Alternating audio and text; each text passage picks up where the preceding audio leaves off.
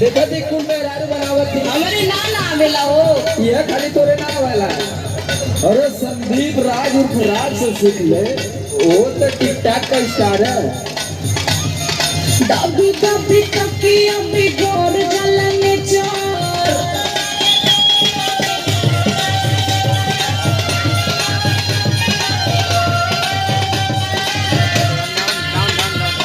दबी दबी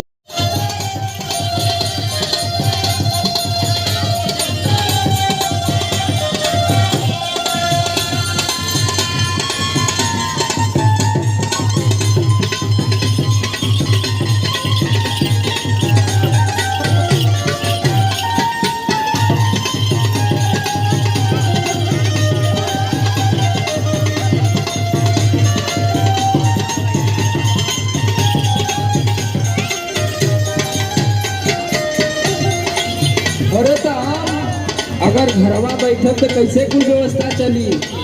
हाँ वो तो है ये बा। तू खुद समझदार है, क्योंकि ये सब प्रेशर ना लेवे के चाहिए।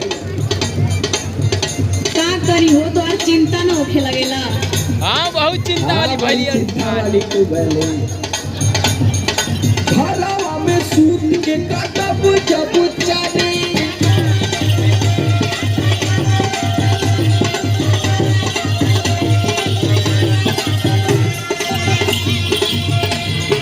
होता खातिर कहाँ से आई दाना पानी। अरे भगवान सबके देना वालों के दी है।